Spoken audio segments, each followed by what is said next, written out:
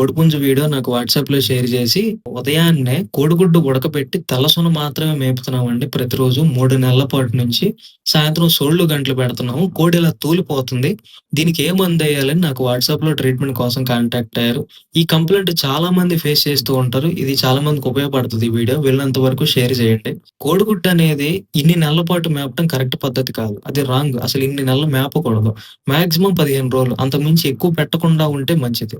కోడిగుడ్డు అనేది over protein కిందకొస్తది. ఈ ఓవర్ ప్రోటీన్ వేపినప్పుడు కోడి యొక్క బాడీలో యూరిక్ యాసిడ్ ఫార్మ్ అయిపోద్ది. ఈ ఓవర్ ప్రోటీన్ డైజెస్ట్ అయ్యే టైంలో. సో, ఇలా ఫార్మ్ అయినటువంటి ఎక్కువగా యూరిక్ యాసిడ్ అనేది మామూలుగా అయితే కిడ్నీతో ఫిల్టర్ అయ్యి బయటకొచ్చేస్తది రెట్ట ద్వారా. కానీ ఎక్కువగా రిలీజ్ అవ్వటం వల్ల కొంతవరకే ఫిల్టర్ అవుతది. మిగిలిన యూరిక్ యాసిడ్ అంతా గూడా జాయింట్స్‌లోకొచ్చి డంప్ అవుతది. డంప్ అయ్యి క్రిస్టల్ ఫార్మ్‌లోకి మారుతది. జాయింట్స్ అంటే ఎయ్యో గాదండి. మోకాళ్ళున్నాయి చూసారా? మోకాళ్ళు జాయింట్‌లే. కోడికి మెడపూసలు జాయింట్‌లే. అలాగే తొంటి అంటారు చూసారా? మనం సడుగులంటాం చూసారా? అవి గూడా జాయింట్‌లే. సో, ఈ జాయింట్స్‌లోకొచ్చి డంప్ అవుతది. అప్పుడు ఆటోమేటిక్‌గా కోడి కదిలించిన ప్రతిసారి అంటే నడవటానికి సపోజ్ ఇది జాయింట్ అనుకుందాం.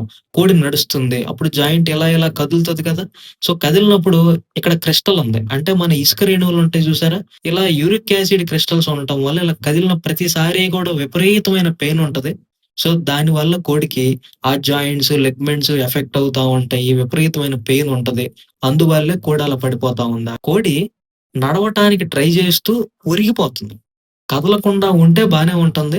జస్ట్ బాడీ మూవ్‌మెంట్ ఇస్తే మాత్రం నొప్పికి తట్టుకోలేక పడిపోతుంది. సో, ఇలాంటి మిస్టేక్స్ చేయమాకండి.